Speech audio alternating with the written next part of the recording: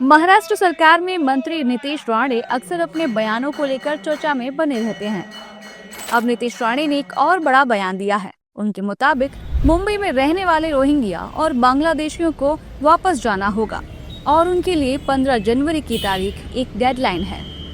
तो मैंने स्पष्ट बोला है ना, मुंबई में रहने वाले जो कोई बांग्लादेशी रोहिंग्या है जिनको यहाँ रहने का अधिकार ही नहीं है, यहाँ रहने का उनके पास कोई डॉक्यूमेंटेशन नहीं है, जिन्होंने उन्होंने को इधर आके बिठाया था, उन्होंने सब लोग ने ये 15 तारीख का डेडलाइन समझ में आ जाए।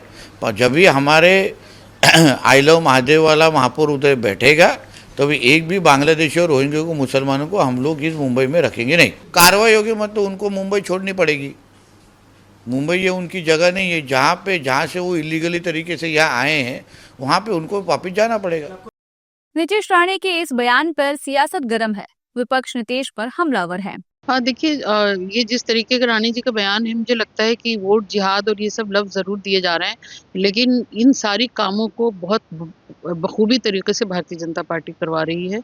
आप देखिए कि अभी कुछ दिन पहले बिहार चुनाव से पहले जब एसआईआर का नया-नया शगुफ़ा शुरू हुआ था, उस वक़्त में इन्हीं के उस हरियाणा वाले चुनाव में पाया गया था कि एक महिला जो शायद विदेशी थी और तमाम वोट्स उसने डाले and she was a BJP voter. और इसी तरीके से तमाम जगहों से खबरें आई। आप देखिए कि अमिताभ बच्चन जी झांसी से उनकी वाइफ झांसी से वोटर दिखाई देते हैं। और ऐसा नहीं है कि भारतीय जनता पार्टी को ये बताना पड़ रहा है कि ये वोट जिहाद है, जबकि असल मायनों में सारी धांधलगर्दी भारतीय जनता पार्टी सत्ता में आने के लिए करती रही है। नीतीश राणे जी यह बयान उस वक्त भी दे देते जब उन्नाव की बेटी प्रधानमंत्री से मिलना चाह रही थी अपने न्याय के लिए।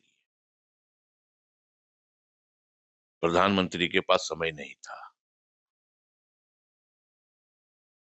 दलितों को पीट पीट के मार दिया गया, प्रधानमंत्री के पास समय नहीं था। ऐसे किसी नारे का मैं समर्थन नहीं करता, लेकिन नीतीश राणे जी को भी बयान देने के पहले सोचना चाहिए कि देश के प्रधानमंत्री जब विपक्ष के नेताओं को डरा रहे हैं, धमका रहे हैं, ये भी नहीं होना चाहिए इस देश में। हालांकि नीतीश पर कई बार मुस्लिम विरोधी होने के भी आरोप लगाए जाते रहे हैं।